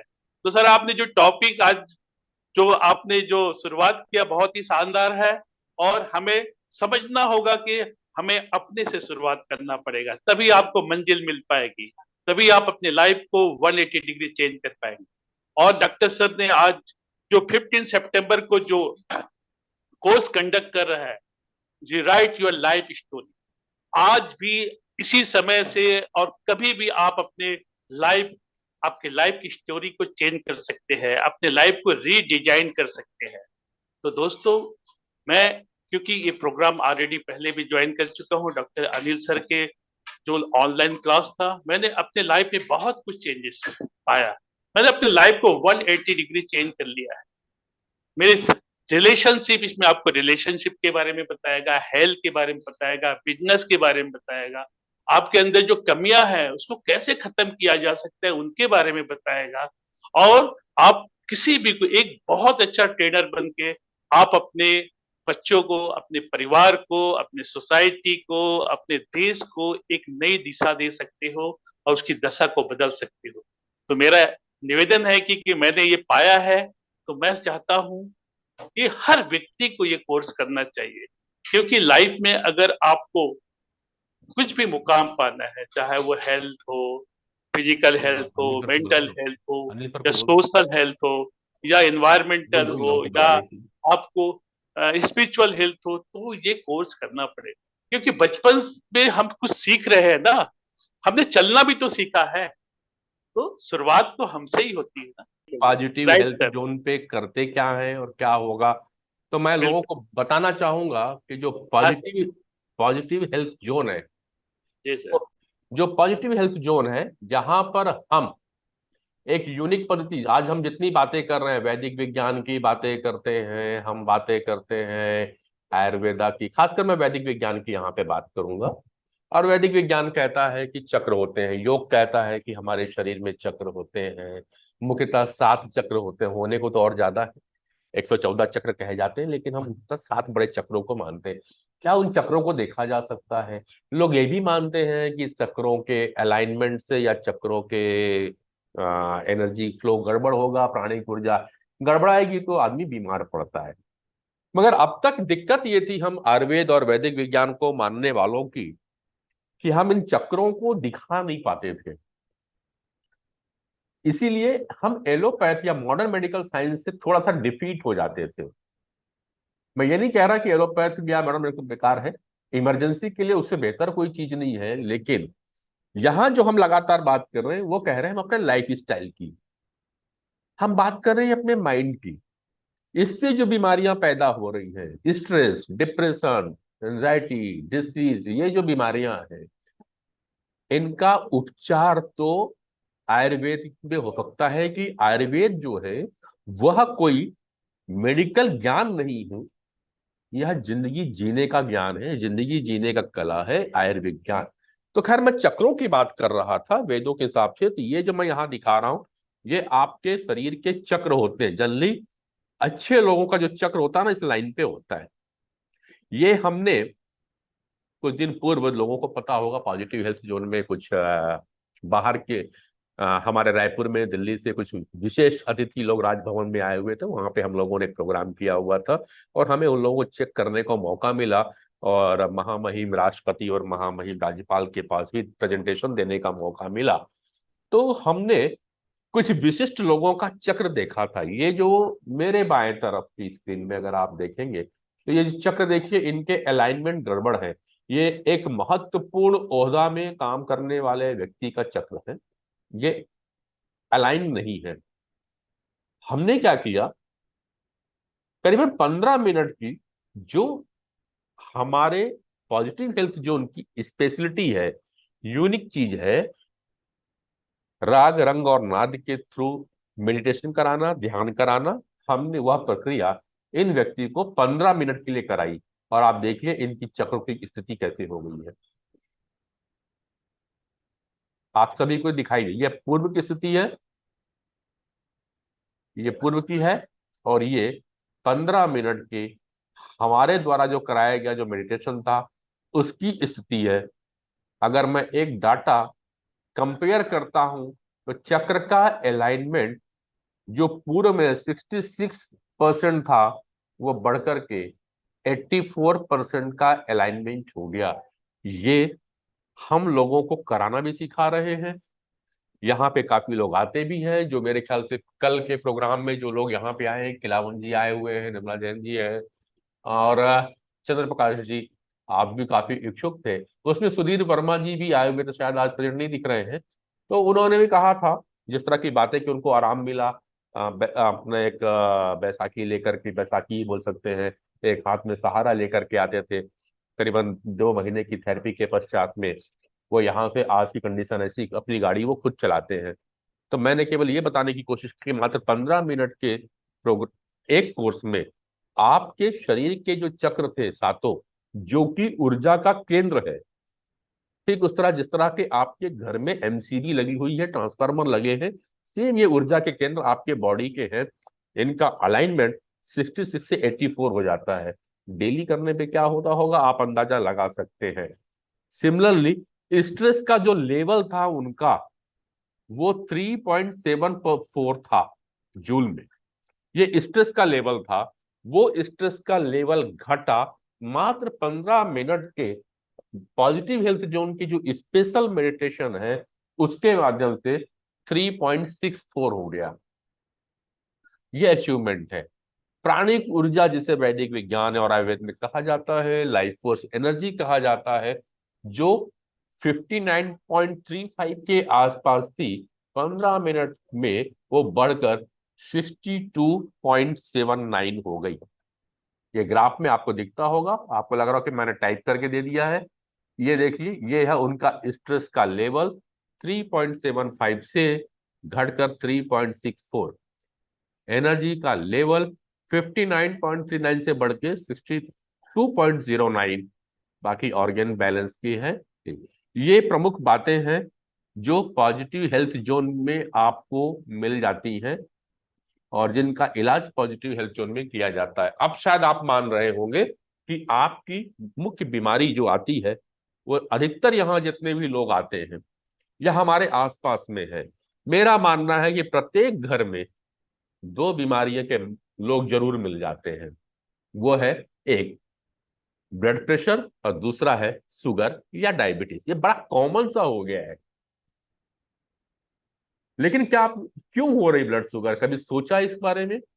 मेरे से तो कई लोग कहते हैं कि भाई, ना तो मैंने कभी दारू पी, ना मैं चावल ज्यादा खाता हूं, मैं सात्विक भोजन करता हूं, मैं तो बाहर होटल में भी कम खाने जाता हूं, फिर भी पता नहीं क्यों मुझे शुगर ने रख लिया। कभी आप लोगों ने सोचा ये शुगर की बीमारी फिर उसे क्यों हो गई? रिसर्च बताती है कि अक्सर जो शुगर की बीमारी है या डायबिटीज की जो भी बीमारियां हो रही हैं, वो आपके मन के आते हुए जो विचार है, उसकी कंसिस्टेंसी जो बनी हुई है, जो आप दिन भर अपने आप को सोचते चले जा रहे हैं, उसकी वजह से हो रही है। इसीलिए तो जिसको डायबिटीज हो गया, एलोपैथ मॉडर्न मेडिकल के डॉक्टर कहते हैं अब जिंदगी भर आपको गोली के सहारे रहना पड़ेगा, दवाइयां खाते रहना पड़ेगा। लेकिन पॉजिटिव हेल्थ जोन पे हम डॉक्टर अनिल गुप्ता जी के मार्गदर्शन पे अब ये कहते हैं कि आपकी डायबिटीज और आपका हाइपरटेंशन रिवर्स किया जा सकता है। यानी अगर आपको चाहना पड़ेगा, आपको स्वार्थी बनना पड़ेगा इसके लिए। अगर आप चाह लेंगे तो आप इसे खत्म कर सकते हैं। और एक दो केसेस यहाँ पे आए भी हैं, जिन्होंने सोचा है, जिन्होंने ठाना है, और जिन्होंने स्वार्थ को जानते हुए, स्वार्थी बनते हुए अपने सेहत के लिए अपने ब्लड प्रेशर और अपने डायबिटीज को कम कर दिया। और वे लोग आज बिना दवाइयों के अब रह रहे हैं। यह अचीवमेंट है। तो मैंने सुभाष जी आपको यहाँ पे टोका था केवल ये दिखाने के लिए कि जो हम कर रहे हैं उसकी ऑथेंटिसिटी कितनी है। ये रिपोर्ट दिखाना जरूरी था ताकि लोग समझ सके। और ये रिपोर्ट इसलिए दिखा रहा हूं कि ये रिपोर्ट की कॉपी महामहिम राज्यपाल महोदय के पास भी है और हमारे देश के राष्ट्रपति के पास भी इसे अटैच करके भेजा जा चुका है। तो इतनी सारी हम यहाँ पे बातें बता रहे थे, जो हम कर रहे हैं वह पूरे तथ्यात्मक रूप के साथ प्रस्तुत कर रहे हैं। कि कई लोग तो बताते रहते हैं कि हाँ, बाहर में जाकर के भी प्रेजेंटेशन डॉक्टर अनिल गुप्ता ने दिया, लेकिन उसकी सार्थकता तब दिखती है जब पॉजिटिव हेल्थ जोन और डॉक्टर अनिल गुप्ता को राष्ट्रपति के आगमन की सूचना देते हुए राजभवन में बुलाया जाता है कि जो आप यूनिक चीज कर रहे हो उसका टेस्ट राजभवन में भी किया जाए, और राष्ट्रपति महोदय को कुछ यूनिक चीज दिखाई जाए कि छत्तीसगढ़ में कुछ अनूठा तो हो रहा है। और हमें खुशी होती है पॉजिटिव हेल्थ जोन के टीम के साथ में कि हम लोगों ने वो कर दिखाया, वो किया है। मैं चाहूंगा कोई और पार्टिसिपेंट इसमें बात करना चाहते हैं। Doctor Amit ji sir. Naturopathy से हैं, नेचुरोपैथिस्ट हैं, और अभी लगातार पॉजिटिव हेल्थ जोन में बीच बीच में इनका आना जाना रहता है दुर्ग सेंटर पे, है मैं राइट ना? जी जी जी सर। जी सर। तो बस थोड़ा सा अगर बातें हो जाएं आज के विषय को लेते हुए भी, आगे भी और कुछ और भी बातें आप बता सके तो अच्छा लगेगा अमित जी। आज का सर जो आपने जो टॉपिक जो निकाला, सेल्फ मोटिवेशंस का, वो आजकल इतना ज्यादा हम लोग डीमोटिवेटेड हैं आजकल के लाइफस्टाइल में। हर कोई, मैं बहुत सारे पेशेंट्स देखता हूँ सर ना, जिनको क्या करें? मतलब अभी एज वाइज से अगर हम बात करें, तो 60 से 80 एज में आजकल के जो पेशेंट हैं, है ना, वो बहुत ज्यादा डीमोटिवेटेड हो चुके हैं। हम्म। और जो बच्चे हैं आजकल के, जो स्टडी जो चल रही है बच्चे लोगों की, वो इतनी ज्यादा हैवी स्टडी है, जिसके कारण से बच्चा क्या पढ़े और क्या ना पढ़े, वो अपने स्टडी को लेकर के डिमोटिवेटेड है। आजकल का जो लाइफ स्टाइल चल रहा है ना, जैसे जॉब प्रोफाइल चल रही है आजकल, जो लोग जॉब को लेकर के इनसिक्योरिटी फील कर रहे हैं, और उसके कारण से वो डिमोटिवेटेड है। आपने जो आज का जो टॉपिक छेड़ा है वो बहुत ही अच्छा टॉपिक है ना, और मैं बहुत ही ज्यादा अप्रिशिएट करता हूँ आपको। और आप बहुत अच्छा बोलते हैं सर, है ना। मैं तो खैर उतना ज्यादा अच्छा बोल नहीं पाऊंगा, पर हमारा जो तजुर्बा है सर, अभी तक का जो मेरा तजुर्बा है, कि पर्सन्स अगर खुद को मोटिवेट करें, कैसे मोटिवेट करें, है ना, या तो आप भगवान की मूर्ति के सामने जा करके उनसे बात करें ना, या आप अपने पेरेंट्स से, है ना, चाहे वो पेरेंट्स कितने भी बुजुर्ग हो गए हों या आप कितने भी उनसे बड़े हो गए हों, है ना, हम्म। आप उनसे जाकर के बात करें, मित्र से बात करें, अपने वाक्यों को शेयर करें ना, तो कहीं ना कहीं आदमी वहां से भी मोटिवेशन प्राप्त करता है। जैसे मैंने आज आपसे मोटिवेशन प्राप्त किया, आपकी बातों को सुन करके मैं बहुत ज्यादा मोटिवेट हुआ। तो हमारा कर्तव्य है हमारे प्रति, हम खुद को जागरूक करने से पहले हमको खुद को जागरूक करना पड़ेगा। हम राइट सर? चलिए बिल्कुल अमित जी, दिक्कत क्या हो रही है आज वही इस विषय को ही लेके हम बात कर रहे थे कि हमारे अंदर में जो प्रोग्रामिंग की गई है ना, वो प्रोग्रामिंग भी एक प्रकार से गलत सी कर दी गई है। हमें हमेशा यही सिखाया जाता है कि आपको अपने लिए कुछ नहीं करना है, जी हमेशा दूसरे के लिए करना है। ये प्रोग्रामिंग आज जब आप स्कूल में पढ़े तब भी, बाहर आ गए हैं तब भी, और इसी चक्कर में हम अपने आप को भूल गए। मेरा कॉन्सेप्ट केवल इतना कहता है कि जब तक हम अपने बारे में नहीं सोचेंगे, जब तक हम अपने आप को नहीं समझेंगे, हम दूसरे को नहीं समझ सकते। मुझे जी अगर डॉक्टर अमित को समझना है कि डॉक्टर अमित किस प्रकार के व्यक्ति है, क्या पर्सनालिटी है, कैसा सोचते हैं, कैसा बिहेवियर है, उसके पहले मुझे अपने आप को सोचना पड़ेगा, मुझे अपने आप को जानना पड़ेगा। तब मैं जी अमित के साथ बात कर सकता हूँ। बड़ी एक अच्छी थी कि दुनिया में ना जल्दी अमित 3 प्रकार के ही व्यक्तित्व मार्केट पे नजर आते हैं। एक, जो मेरी उम्र है, अबव 50 जा रहा हूँ, तो मेरे समतुल्य लोग हैं, जैसे कि अभी यहाँ पे डॉक्टर सुभाष मौर्य जी बैठे हैं, अनिल जी बैठे हैं। ये लगभग हम 45 से लेके 55 के बीच के लोग एक उम्र दराज पे आ जाते हैं। दूसरी उम्र आएगी वो आप लोग की है, जो अबव 25 30 के आसपास चल रहे हैं, मैं 35 तक की एज ले लेता हूँ। एक उम्र इस पड़ाव का रहता है, दो। तो दूसरा सेगमेंट हो गया। तीसरा सेगमेंट आएगा जो बच्चे हैं, जो 12-15 साल से लेके 20 साल के हैं, और हमको इन तीन के बीच की डीलिंग करनी रहती है। This is the generation. और इन तीनों का आपस पे नहीं मिलता। आप ये कहेंगे वो पांडे जी बड़ऊ आदमी को समझता नहीं, मैं कहूंगा अच्छा, इन लोग इनके पास में कोई अनुभव नहीं है और ये मुझे सिखाने चले हैं। ऐसे जो बातें हो रही है। नहीं, सही और बात जो बोल रहे सर। जो 14-15 साल का बच्चा आता है, जो अभी एडोलसेंस एज पे है, ग्रोइंग पे है, वो बोलता है ये पूरी दुनिया मुझे नहीं समझ रही है, क्योंकि उसके अंदर में क्रिएशन है, उसके अंदर में एनर्जी हाई है, हमारी एनर्जी डाउन क्यों चली गई है, और अभी आप मैनेज करने में लगे हो। और तीनों आपस में सामंजस्य नहीं बना रहे हैं। सुभाष जी मुस्कुरा रहे हैं, और शायद यही सुभाष भैया यही कोर्स कहता है, न्यूरो लिंग्विस्टिक लिंग्विस्ट प्रोग्रामिंग का, जिसको हम लेकर के आ रहे हैं री राइट योर लाइफ स्टोरी में, जहां पे बताने की कोशिश की जाएगी कि अमित को यदि पांडे जी से बात करना है, तो अमित जी आपको मेंटली 50 साल का बनना पड़ेगा, भले ही हम्म। आप 30 25 26 साल के क्यों ना हो। आप मुझसे, और मुझे अगर अमित से कुछ बात करनी है और अमित से मुझे कुछ काम लेना है, तो भाई मुझे 50 से नीचे आना पड़ेगा, मुझे भी 25 30 साल का बनना पड़ेगा मेंटली। फिजिकली तो नहीं बन सकते, पर मेंटली ये सीखना होगा, और इस सीखने जी। के लिए इस तरह के कोर्सेज की आवश्यकता होती है।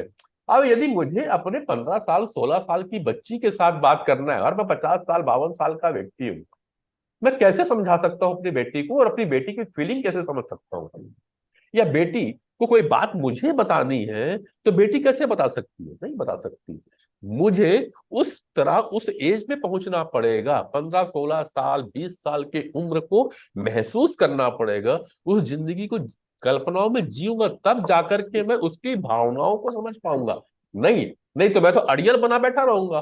क्यों? क्योंकि मैं तो उस एज को पार करके आऊं, हमारा जमाना वैसा था। अरे हमारे जमाने में तो भैया बहुत कुछ बदल गया। 18 20 साल की उम्र में जो सिविक सेंटर पे हम घूमा करते थे सुभाष जी, अब वो तो नहीं रहा। न वो हमारा बूढ़ा पारा रायपुर में रहा, न बूढ़ा तालाब बदल गया, आजाद चौक बदल गया, सारी चीज बदल जाती है। और आप जब कुछ बातें आती है तो आप बड़ा, हमारे समय तो वही होता था। तो ये जो कोर्सेस हम लेकर के आ रहे हैं, ये कोर्सेस बता रहा है आपको अपने जीवन में सामंजस्य कैसे बनाना है। यह एक महत्वपूर्ण चीजें होंगी, और हर व्यक्ति अपने आप को मोटिवेटर है, और जब इस कोर्स को आप पूर्णतः समझ जाएंगे ना, तब आप स्वार्थ का एक्चुअल मतलब समझ पाएंगे। कि मैंने आज जो विषय कहा, स्वार्थी बनिए और स्वस्थ रहिए, यह हेडिंग बहुत सोचने समझने के बाद कहा, कि इस कोर्स को करने के बाद आप अपने आप को ही समझ पाएंगे। नमस्कार सर। नमस्कार, नमस्कार जी। सतीश जैन जी, आपका नाम मैसेज आया था, मैंने आपको मैसेज फॉरवर्ड कर दिया है।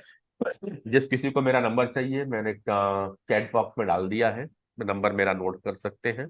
और मैं आपको ये भी जानकारी दे दूं कि मैं प्रत्येक शुक्रवार को शाम को 7 बजे जो जूम लिंक दिया हुआ है, इसी जूम लिंक पे उपस्थित रहता हूँ, देश के जाने माने कुछ विशेषज्ञों के साथ में। और बस कमलेश क्षमा चाहते हुए थोड़ा सा जानकारी मैं आज देना चाह रहा था, क्योंकि अभी पिछले कुछ समय से मेरा ये 7 एपिसोड हो चुका है, साइबर क्राइम के ऊपर निरंतर बात कर रहा हूँ। और अब साइबर क्राइम से एक स्टेप आगे चला, चाइल्ड एब्यूज के ऊपर बात करने जा रहा हूँ, साइबर क्राइम को लेते हुए child abuse and role of social media, यह मेरा विषय होगा। इस विषय पे भारत की जाने मानी क्रिमिनोलॉजिस्ट है, साइकोलॉजिस्ट है, TISS Tata institute of social sciences Mumbai में है, आप उसकी एसोसिएट प्रोफेसर हैं, डॉक्टर रुचि सिन्हा, वो उपस्थित रहेंगी। साथ ही साथ में फोरेंसिक साइंस लैब के डायरेक्टर हैं, CBI में काम करने का उनका अनुभव है, डॉक्टर दीपक कुमार D3 के नाम से जाने जाते हैं, यंग पर्सनालिटी है, टेम्पलेट आप लोग को मिल जाएगा कल तक में। वो इस पे रहेंगे। तीसरी जो पर्सनालिटी है वो ग्लोबल यूनिवर्सिटी की डीन है, एक उनका नाम मैं भूल रहा हूँ, वो भी आने की है। साथ में भारत की पहली female criminal psychologist doctor Shubhra Sanyal, doctor Anil Gupta भी इस पे शिरकत करेंगे। तो मैं आपसे निवेदन करूंगा कि ये बातें तो अच्छी लगती हैं, इतनी बड़े बड़े हस्तियां, बहुत मुश्किल समय होता है कि लोग इकट्ठा कर पाए, पूरे हफ्ते भर का एक प्रयास होता है तो लोग आते हैं। तो जिस तरह आप यह इस प्लेटफॉर्म को आ रहे हैं, शुक्रवार शाम 7 बजे इसी लिंक पे जरूर आइएगा। आपके परिवार को संभालने के लिए, आपके परिवार में सामंजस्य बनाने के लिए इतने बड़े बड़े साइकोलॉजिस्ट की बहुत आवश्यकता होगी। और आपका परिवार सुरक्षित रहेगा तो आप दूसरे के परिवार को भी सुरक्षित करना चालू कर देंगे। नहीं तो अक्सर कहा जाता है, जैसा हम बचपन में सुना करते थे, कि अपने बेटे को संभाला नहीं, चला हमारे बेटे को उपदेश देने। तो सबसे पहले हमें संभलना होगा।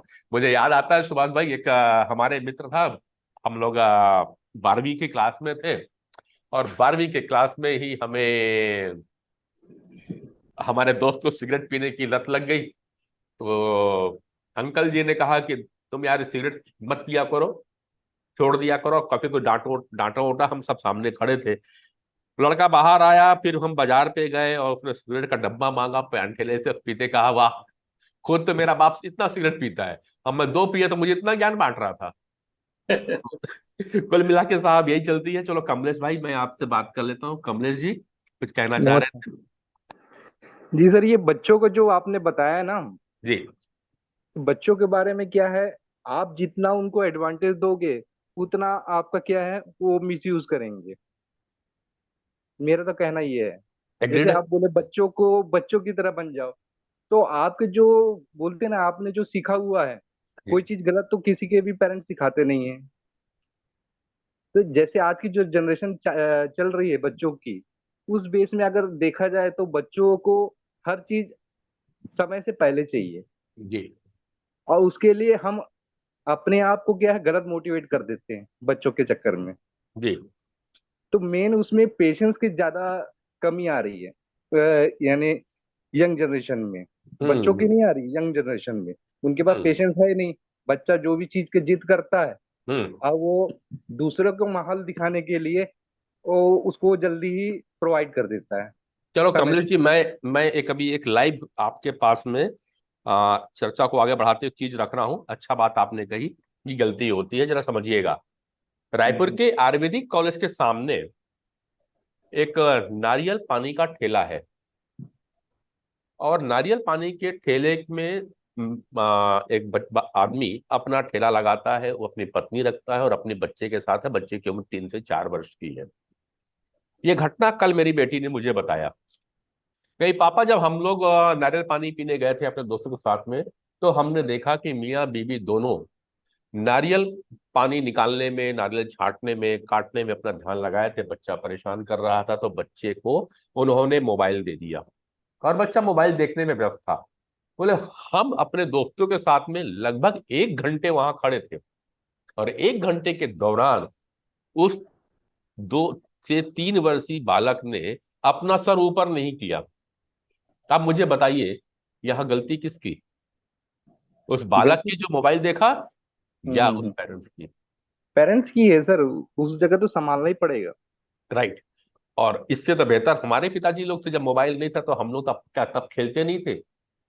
हमने क्या किया है, बच्चे की जो, वही बात कह रहा था, बच्चे की जो मूलभूत चीजें थी, जो बच्चों का मूल स्वभाव था, उसे दबाने का प्रयास करते चले गए। बच्चा शैतानी ना करे, बच्चा कहीं गिर ना जाए, बच्चा रोएगा, अरे रोएगा तो रोने देना, थोड़ा देर तो रोएगा वो। और हमारे मम्मी पापा दादाजी कहते थे कि रोएगा तो गला खुलता है, इसीलिए तो आज शायद में एक्सप्रेस नहीं कर पा रहे हैं। और हर किसी को थायराइड की बीमारी होती है। डॉक्टर नील गुप्ता जी का बड़ा अच्छा कमेंट्स है कि हर किसी को थायराइड क्यों हो रहा है, क्या आयोडीन की कमी से होता है? नहीं साहब, आयोडीन भर की कमी से नहीं हो रहा है। कम प्रॉब्लम तो कहीं ना कहीं कुछ और भी है। तो ये है कि हम अपने आप को एक्सप्रेस नहीं कर रहे हैं, अपनी लाइफ को इजी बनाने के चक्कर में बिगाड़ते चले जा रहे हैं। तो कमलेश जी, आपका कुछ और भी अगर कोई शेयर करना चाहे तो शेयर करेंगे। इसीलिए हम इस तरह की बातें यहाँ पे लेकर के आ रहे हैं। और मैं चाहूंगा यहाँ पे कमलेश जी, आप अगर हैं, और इस बार जो फ्राइडे का प्रोग्राम रहेगा तो आप भी इसमें पार्टिसिपेट करें। और काफी बड़े बड़े बड़े लोग आया करते हैं जो हाईली क्वालिफाइड हैं, और भारत के बड़े बड़े प्रतिष्ठानों पे जो अपनी सेवाएं दे रहे हैं, अच्छा एक्सपीरियंस उनके पास में है। अगर ये सब बातें उनसे शेयर की जाएगी तो शायद और भी अच्छा ज्ञान मिलेगा, सुझाव मिलेगा। क्योंकि मुझे भी जो मिल रहा है, मैं लगातार यही काम करते चला जा रहा हूँ, तो मुझे इसकी ज्ञान मिलते चली जा रही है। और साथ ही साथ मैं और जानकारी दे दूं कि बहुत जल्दी मैं कैंसर के ऊपर भी सीरीज लेकर के आने वाला हूँ, जहाँ पे देश विदेश के जाने माने कैंसर स्पेशलिस्ट होंगे, साइकेट्रिस्ट होंगे, ड्रग एडिक्शन सेंटर चलाने वाले लोग होंगे, पुलिस अधिकारी भी होंगे, और हम सब मिल करके बात करेंगे। उद्देश्य केवल ये है, हम सुधरेंगे तो देश सुधरेगा। इसलिए मैं सर ये एक ही कार्यक्रम चीज मेरे को लगातार देख बोलना के आता हूँ। जी हाँ जी, कमलेश जी। सर, एक ही चीज मुझे बोलना था। जैसे अपन को जो धैर्य बोला बोला जाता है, धैर्य और पेशेंस, किसी भी चीज का महत्व उतने टाइम तक ही रहता है, जी बॉडी के हिसाब से भी और जो सामने जो नेचर चलता है उसके हिसाब से। मेन परेशानी अपने पास में यही है कि धैर्य नहीं, पेशेंस बोलते हैं किसी भी चीज के। अगर आपने जैसे कोई प्रॉब्लम आ जाती है, जी हम उसको शांति से सोचते ही नहीं। हम उसके लिए क्या बोलते हैं, बहुत जने सॉफ्ट चीज ढूंढते हैं उसके लिए, सरल उपाय बोलते हैं ना, हम्म। किसी ना किसी से हम लिंक जोड़ दे और हमारा काम हो जाए। बिल्कुल। बेसिकली अपना सेल्फ जो आपने बताया सेल्फ मोटिवेट के लिए, तो हम्म। वही चीज है, आप अपने ऊपर भरोसा ना करके दूसरे के ऊपर भरोसा कर। नहीं, बिल्कुल सही बात कर रहे हो कमलेश, मगर मगर एक चीज और भी है, ये जो चीजें है ना टेम्परेरी चीजें हैं। मैं जो सेल्फ मोटिवेशन, मतलब सेल्फ मोटिवेशन कब आएगा? ना तो किताबों से पढ़ने से आना है। क्योंकि जो चीजें आज तक अचीव की है, बहुत अच्छी बात किसी ने कही थी कि नरेंद्र, आज जो तुम हो 50 साल की उम्र में, इस पूरे चीज को बनाने में तुम्हें कम से कम 35 साल लगे हैं। 10-15 साल आदमी अपनी जिंदगी जी लेता है, उसके बाद वो किसी न किसी की कॉपी करता है या कोई ना कोई इसको बनाता है। तो जो एक्चुअल जिंदगी थी वो 10-12 साल की रहती है, उसके बाद हम दूसरे। तो जो भी आज आप बने, जैसा बोल रहा हूँ, जैसा मैं चलता हूँ, जैसे मैं कपड़े पहनता हूँ, जैसी मेरी हेयर स्टाइल है, सब मैंने किसी न किसी दूसरे के द्वारा लिया हुआ है। तो मैंने जो अडॉप्ट किया है, इसको मुझे 35 से 40 साल लगे। और लोग कहते हैं कि इसको बदल दो। जो आप धैर्य की बात कर रहे हो, तो मुझे अधीर होना तो सिखाया गया है। मैं तो पहले धैर्य वाला था, रोता रहता था जब तक मम्मी दूध ना पिलाए। भूख लगी है, जब तक मम्मी खाना बना के नहीं देगी, मुझे भोजन नहीं मिलेगा, उतना तो धैर्य रखते थे ना, भले रोते हुए रखते थे। याद करो, आपको भी बहुत सी चीजें नहीं मिलती थी, लेकिन आप पेशेंस रखते थे। लेकिन आज कहाँ चला गया वो पेशेंस? क्यों नहीं आ रहा है? क्यों? क्योंकि उस तरह की धीरे धीरे आपके इस ब्रेन की, इस माइंड की प्रोग्रामिंग कर दी गई है। इस प्रोग्रामिंग को जब तक आप चेंज नहीं करोगे, तब तक आप धैर्य नहीं रख सकते, पेशेंस नहीं आ सकता, या दूसरे बातों में कह दें कि सहनशीलता, जिस बात की मैंने करुणा की बात करी या सहनशीलता की बात करी, वो नहीं आ सकता। उसके लिए ही हम लोगों ने ये प्लेटफॉर्म बनाया है, इसीलिए एजुकेशन की चीजें ले आ रहे हैं। अब अफसोस केवल इस बात का है, ये जो चीजें कमलेश जी हमें सिखाना चाहिए था स्कूलों में, कॉलेजों में, वो बंद हो गई है। अब हमें कहानियों के माध्यम से सिखाया नहीं जाता, हमें नैतिक शिक्षा के कोर्स होती नहीं। हम अपने बच्चों को बेस्ट से बेस्ट देना चाहते हैं, लेकिन वो बेस्ट पूरा फिजिकली होता है, मॉर्टल लाइफ का होता है। हम इमॉर्टलिटी की ओर जाते हम नहीं, सोशल लाइफ से की हट के बात क्या नहीं सर करते। पर्सनल लाइफ में आ गए। हाँ जी। हम सोशल लाइफ से हट करके पर्सनल लाइफ में आ गए, हाँ बिल्कुल आ गए हैं। हम इसीलिए ये सब पर्सनलाइज हो हो रहा रहे है। हैं और बेस्ट देने की कोशिश कर रहे हैं, लेकिन उसके हाँ, लिए बेस्ट क्या है ये हम नहीं जान रहे हैं। ये हम नहीं जानते। हमें सर नैतिक चीजें बतानी थी, हमें कल्चर बताना था, उसमें कहीं ना कहीं हम फेल होते चले जा रहे हैं। तो कुल मिला के बातें ये रही हैं। तो बहुत अच्छी चर्चाएं हुई हैं, और इसी तरह जुड़े रहेंगे।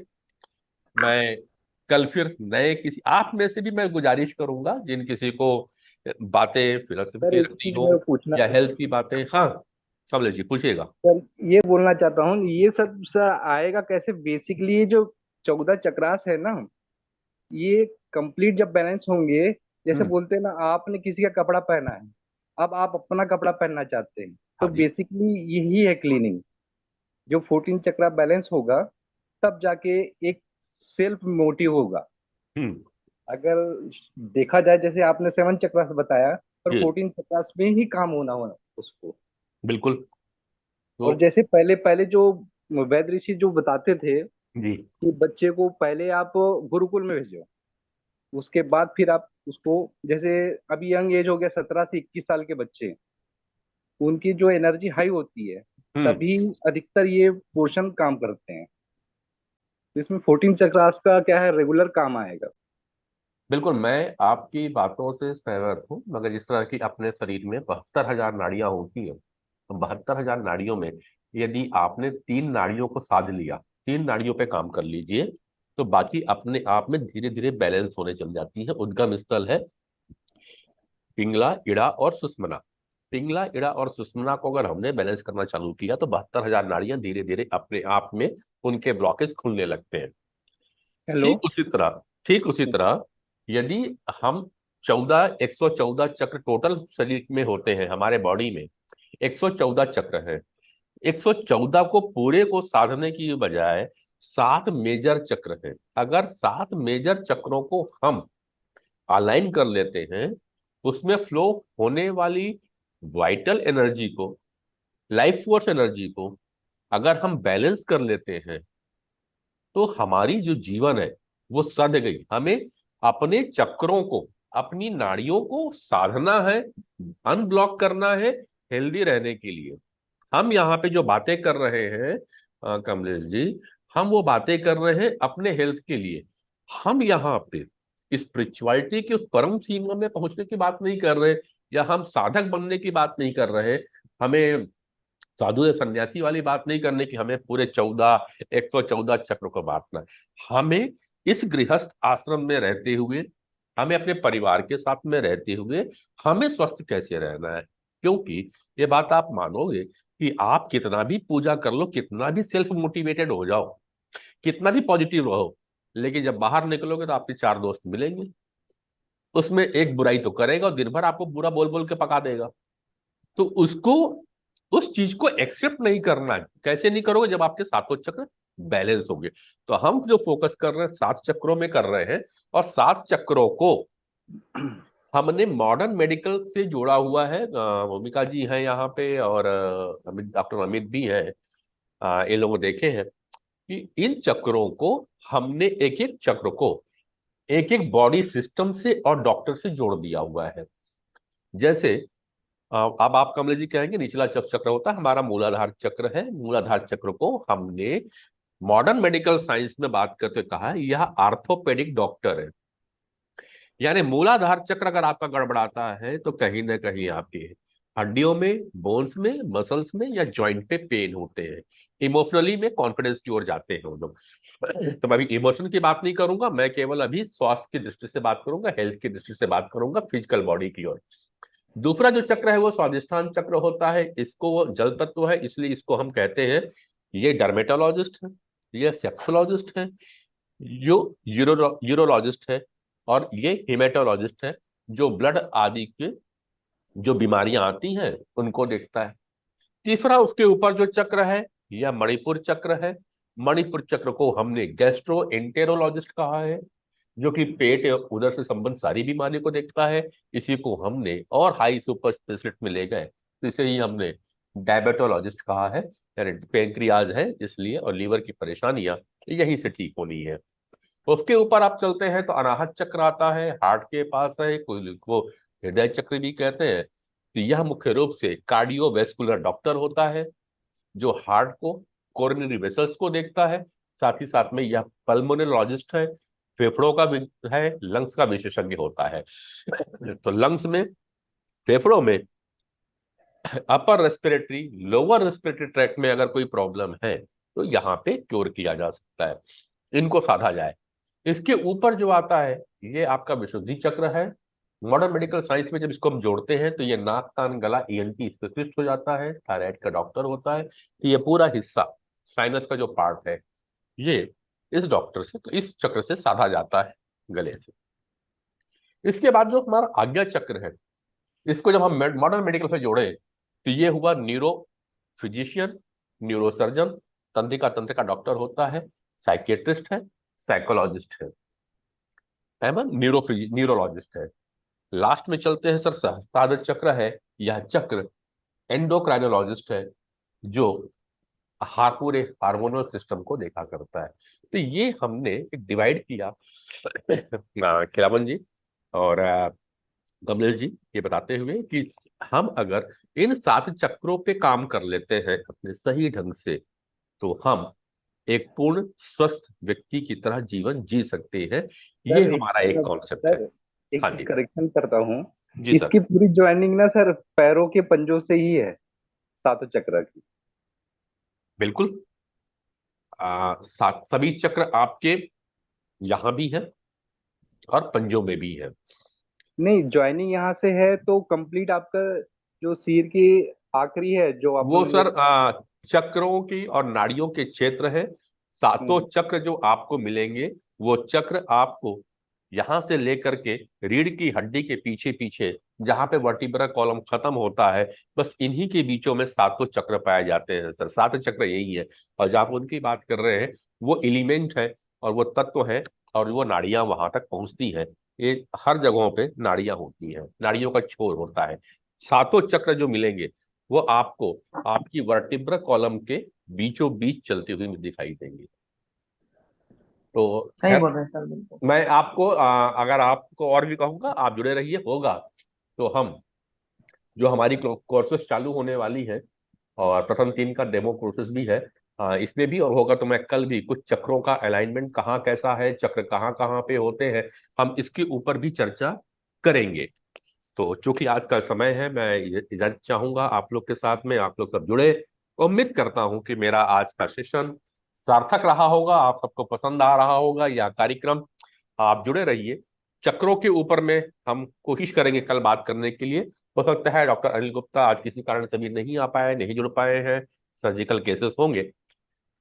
कल होगी उनसे बातें, और नहीं भी रहेंगे तो मैं आपको आपके प्रश्नों का कमलेश जी साइंटिफिकली बताने की कोशिश करूंगा कि सात मेल जो मेजर 7 चक्र है वो कहाँ है, और 72,000 नाड़ियों में से मेन जो 12,000 नाड़ियां हैं वो कहाँ कहाँ से निकलती है। इसके ऊपर बात करेंगे। कल होगा तो हम बात करेंगे ऑरा के ऊपर में भी। ऑरा स्कैन, आदमी का ऑरा कैसा है, हेल्दी ऑरा कैसा होता है, अनहेल्दी ऑरा कैसा होता है, बीमार आदमी का चक्र कैसा है और अच्छे आदमी का चक्र कैसा है। मैं कोशिश करूंगा इन सारे चीजों को कल लेने की। अच्छा लगा आप लोग के साथ में ऐसा प्रश्न आया। आप सभी का बहुत बहुत धन्यवाद। खिलावन जी थोड़ा ले जुड़े, सरोज अग्रवाल जी भी अभी आई हैं। थोड़ा सा उम्मीद करूंगा कि थोड़ा समय का बात रखें और 3 बजे अगर आ जाएंगे तो इस सेशन को करने में बड़ा आनंद आएगा, मजा आएगा। अल्टीमेटली हम सब लोग आनंद के लिए ही जीने आए हैं। हर कोई आनंद चाहता है, सुखी चाहता है। तो आप सब हेल्दी रहे, मस्त रहे, और जहां भी रहे जबरदस्त रहे। यही थैंक यू हमारा मूल सर। स्वभाव है। अपने स्वभाव में जीते रहे। सुभाष भैया बहुत बहुत धन्यवाद थैंक यू, आप थैंक यू सभी को। सर।